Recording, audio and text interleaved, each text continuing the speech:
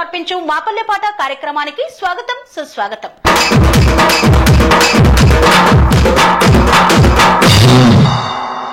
పల్లె నుండి ఉద్భవించిన పదం జానపదం. అలాంటి జానపదంతో అలరించే కళాకారులు ఎంతో మంది ఉన్నారు. అలాంటి కళాకారులను పరిచయం చేసే వేదికే మాపల్లె పాట కార్యక్రమం.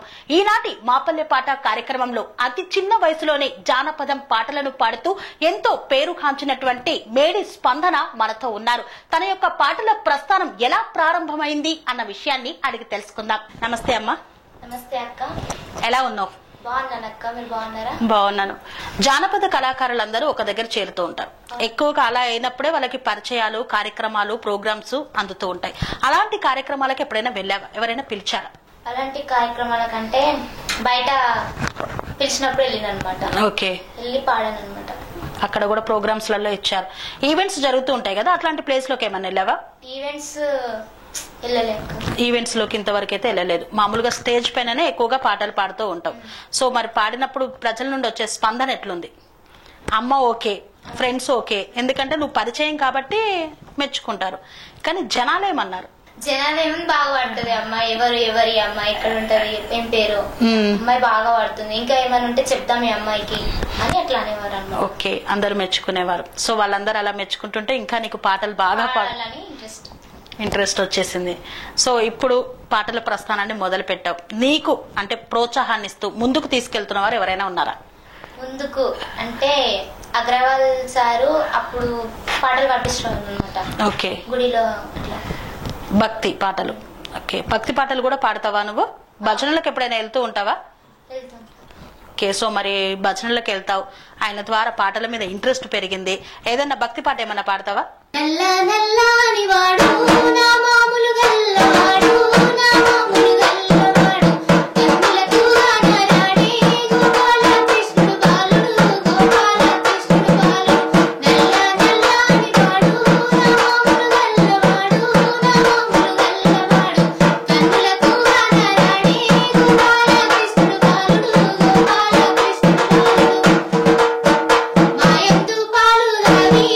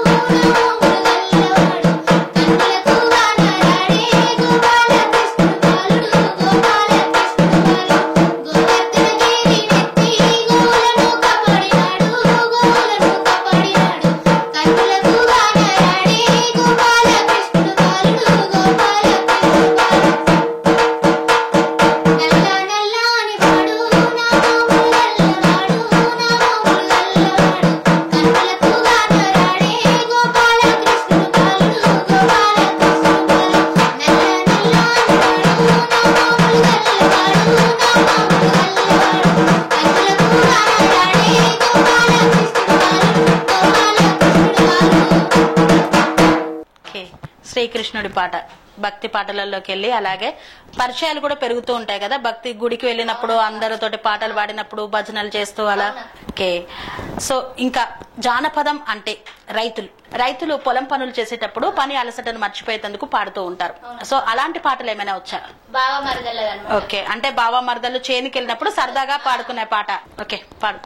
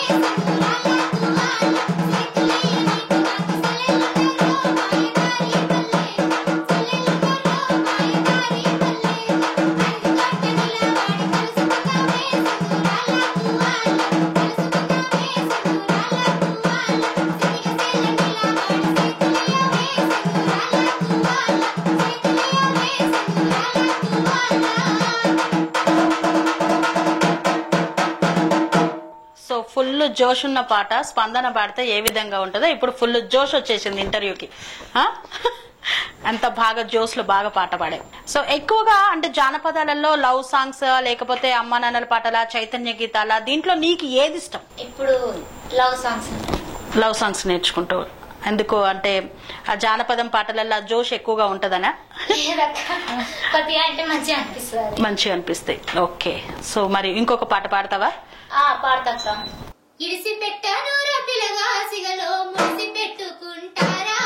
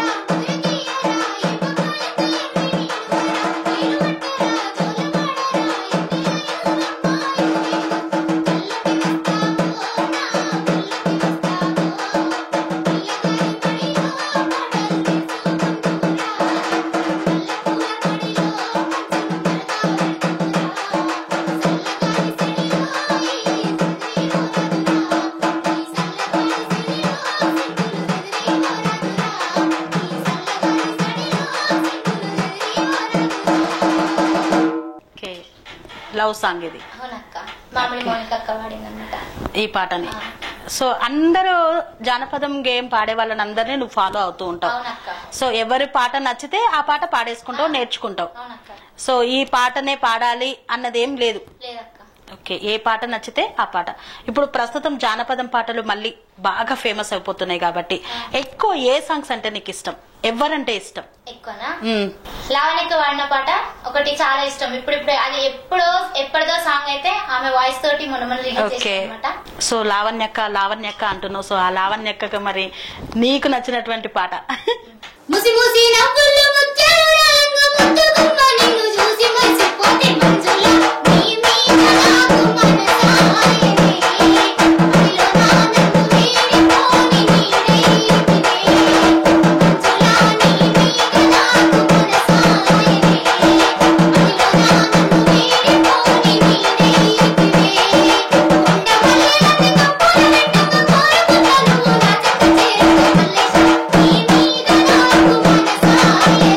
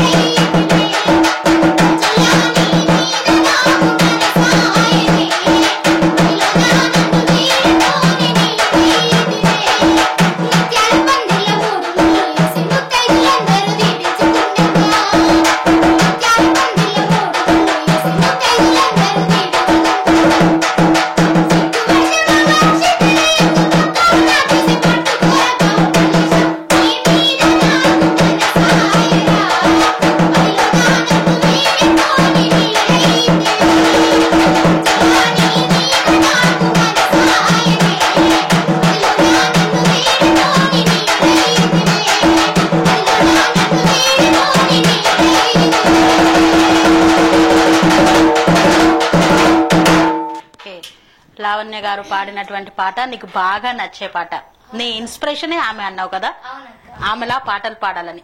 సో మరి పాటలు పాడడం వరకేనా, రాయడం లాంటిది ఏమన్నా ప్రయోగం చేస్తున్నావా?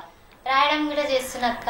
నేను రాస్తున్నా గానీ నెక్స్ట్ స్టెప్ ఎట్లా అన్నది కొద్దిగా అర్థమైతలేదు అనమాట. ఓకే, ప్రయత్నం అయితే మొదలు పెట్టినావు. ఓకే, రాస్తున్నావు అంటే ట్యూన్ రావట్లేదా, నెక్స్ట్ పల్లవి చరణాలు అందట్లేదా?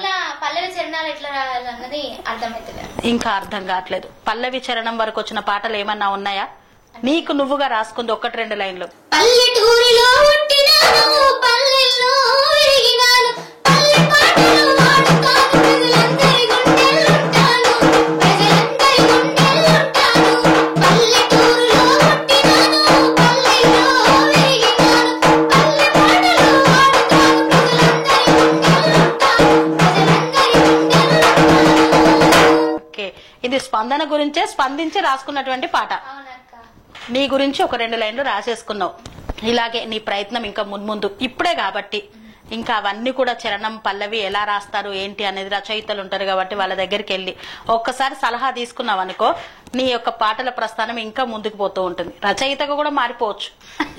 వచ్చే భవిష్యత్తులో సింగర్ కమ్ రచయిత అని పరిచయం చేసే స్థాయికి రావచ్చు. ఇంకా పాటల్లో పాడాలి ఇన్స్పిరేషన్ నేను ఇది అన్నావు, మరి చదువులో ఏం సాధించాలనుకుంటున్నావు? చదువులో అక్క మంచిగా చదువుకోవాలి, ఏదైనా ఒక జాబ్ చేయాలి. ఓకే, ఇప్పుడు ఇంటర్ ఏం సబ్జెక్ట్ తీసుకున్నావు? ఇప్పుడు బైపీసీ అక్క. బైపీసీ అంటే నర్సింగ్ కి వెళ్తావా, డాక్టర్ కి వెళ్తావా? నర్సింగ్ బిఎస్సి నర్సింగ్ చేద్దామని ఉద్దేశం. సో చేసేసి గవర్నమెంట్ జాబ్ కొట్టేద్దాం, సాటర్డేస్ అంటే జానపదాలకు వెళ్ళిపోదామని పెద్ద ప్లాన్ వేసినావు. సో నీ యొక్క ప్లాన్ సక్సెస్ఫుల్ గా ముందుకు కావాలి. అలాగే పాటలతో పాటు విద్య కూడా నీకు మంచి ఉపాధిని ఇస్తుంది కాబట్టి దాన్ని కూడా అదే విధంగా ముందుకు తీసుకెళ్ళు. 6th క్లాస్ లో నీ పాటలు మొదలు పెట్టినావు, ఇప్పుడు ఇంటర్ 2nd ఇయర్ కి వచ్చినావు. అటు చదువుకుంటూ ఇటు నాన్నకు తోడుగా నిలుస్తూ నీకు ఇష్టమైనటువంటి జానపదం పాటలు పాడుతూ ముందుకెళ్తున్నావు కదా. సో మరి ఈ రోజు ఆ పాటల ప్రస్థానం ఇంత స్థాయి వరకు తీసుకొచ్చింది, ఇంకా మున్ముందు కూడా ఎంతో పెద్ద స్థాయికి వెళ్ళాలని కోరుకుంటున్నాను. మరి ఈ రోజు మా పల్లె పాట కార్యక్రమం ముగించే ముందు స్పందన ద్వారా ఒక మంచి ఊపున్న పాట ఒకటి మా ప్రేక్షకులకి. ఇది గిట మన లావణ్య అక్క వాడింది.